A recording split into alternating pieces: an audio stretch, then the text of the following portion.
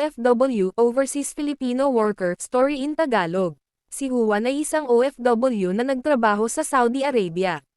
Tuwing umaga, siya ay nagigising ng maaga upang maghanda para sa kanyang trabaho bilang isang skilled worker sa isang construction company. Sa bawat pagtatapos ng araw, iniisip niya ang kanyang pamilya sa Pilipinas.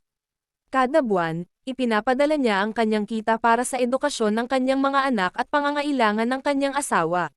Matapos ang maraming taon ng pag-aalay ng oras at pagod, nakamit ni Juan ang pangarap na makaipon ng sapat na pera para makabili ng sariling bahay sa Pilipinas at magkaroon ng mas magandang kinabukasan para sa kanyang pamilya.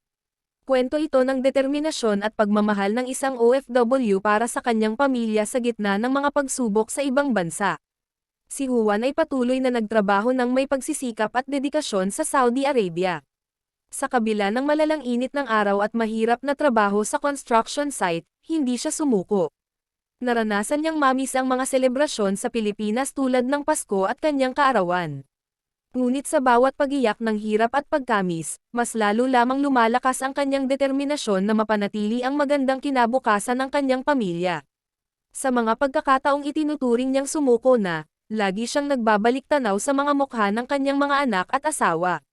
Naging inspirasyon ang kanilang mga ngiti at pangarap para sa kanya. Isang araw, matapos ang mga taong pinaghirapan, napagtapos na niya ang kanyang mga anak sa magandang paaralan at nagkaroon sila ng sariling tahanan na matagal na niyang minimithi.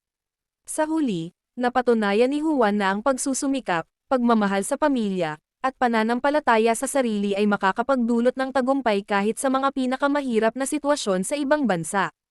Ipinakita niyang ang isang OFW ay may kakayahan na baguhin ang kanilang kinabukasan at ng kanilang pamilya, sa kabila ng mga pagsubok na dala ng malayo sa bayan.